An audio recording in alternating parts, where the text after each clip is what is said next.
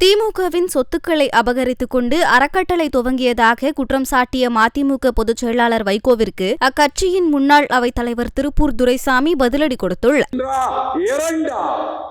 துரோகங்கள் எனக்கு புதியவை அல்ல, எத்தனையோ துரோகங்கள்.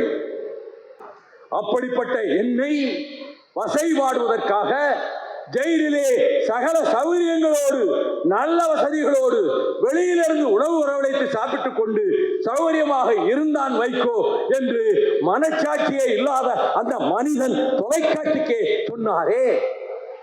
அப்படிப்பட்ட அந்த நபரோடு உறவு வைத்துக் கொண்டிருப்பவர்களுக்கு என்ன பெயர்? துரோகி என்ற பட்டத்தை தவிர வேறு எந்த பட்டத்தை தருவது? இதை தொலைக்காட்சியிலே சொன்ன மனிதர் திமுக சொத்துக்களை அபகரித்துக் கொண்டு அறக்கட்டளை அமைத்த தலைவர்.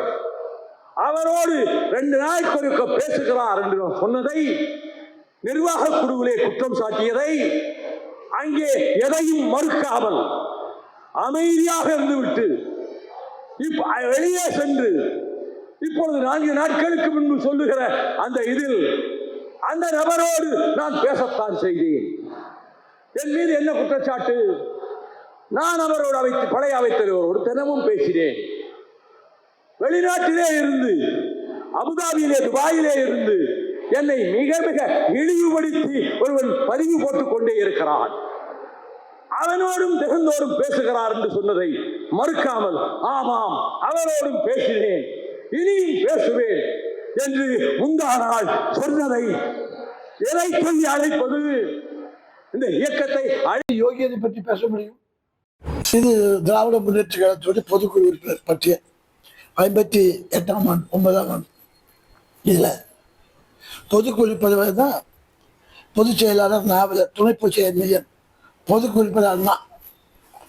அது காஞ்சிபுரம் மாவட்டம், சென்னை மாவட்டத்துக்கு நாவலர் நெடுஞ்செழியன், தஞ்சாவூர் மாவட்டத்துக்கு, கோவை மாவட்டத்துக்கு ஈவிகே சம்பத், மதுரை நான் ஒருத்தன் தான் இன்னைக்கு உயிரோடு இருக்கேன். கே.ஆர். ராமசாமி, எம்ஜிஆரும் நியமன உறுப்பினர்கள் பொதுக்குழுவில்.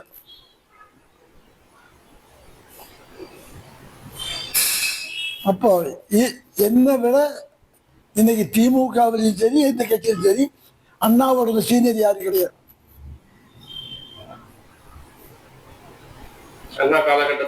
இதுல நான் ஒருத்தன் தான் இருக்கேன்.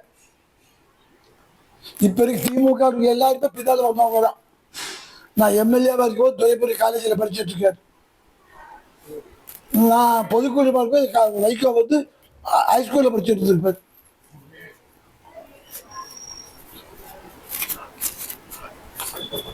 இப்போ அடுத்து நீங்க அவருக்கு எதிராக வேற ஏதாவது அவர் வந்து மனநிலை ரொம்ப பாதிச்சிருக்காரு.